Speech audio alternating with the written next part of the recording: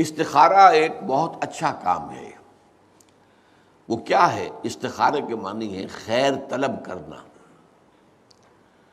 اور اس کی ایک دعا ہے جو اللہ تعالیٰ نے، اللہ کے رسول نے سکھائی ہے صحابہ کو، اور صحابہ یہ کہتے ہیں کہ ہمیں اس طرح یہ دعا اللہ کے رسول نے سکھائی جیسے قرآن سکھایا، یعنی اتنی اہمیت کے ساتھ۔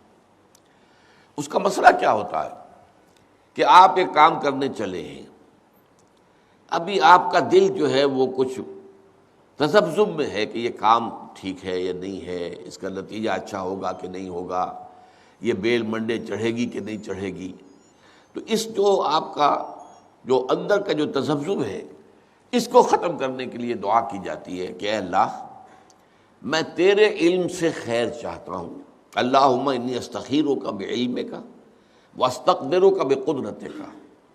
اور جو تیری قدرت ہے اسی سے میں چاہتا ہوں کہ مجھے بھی قدرت کچھ حاصل ہو جائے فیصلہ کرنے کی۔ تو اس کے بعد فرماتے ہیں فإنک تعلم ولا اعلم، تو جانتا ہے میں نہیں جانتا، وتقدر ولا اقدر، اور تجھے قدرت حاصل ہے مجھے نہیں حاصل ہے۔ اب آیا اصل، اللہم ان کنت تعلم ان ھذا الامر خیر لی فی دینی و معاشی و عاقبت امری، اے اللہ اگر تیرے علم میں یہ ہے کہ یہ کام میں اپنی بیٹی کا رشتہ فلاں سے کرنے چلا ہوں، اگر تیرے علم میں یہ ہے کہ یہ بہتر ہے میری آخرت اور دنیا کے اعتبار سے اور نتائج کے اعتبار سے، فقدرہ لی، تو پھر اس کو طے کر دے میرے لیے، ویسرہ لی، میرے لیے آسان کر دے، ثم ارضنی بہ، اور پھر مجھے اس پر راضی بھی کر دے۔ وَإِن كُنتَ تَعْلَمُ، اگر تو یہ جانتا ہو، تیرے علم میں یہ ہو، ان ھذا الامر شر لی فی دینی وعاشی وعاقبۃ امری، کہ یہ کام تو میرے لیے شر ہے، اصل میں مجھے نظر تو نہیں آ رہا نا، میں تو شارٹ سائٹڈ ہوں، تو جانتا ہے کہ خیر ہے یا شر ہے۔ اگر یہ شر ہے تو اسے پھیر دے، مجھ سے دور کر دے، اپنی قدرت سے اس کو ہٹا دے، مجھے اس سے ہٹا دے، اسے مجھ سے ہٹا دے۔ وَاقْدُرْ لِي الْخَيْرَ حَيْثُ كَانَ،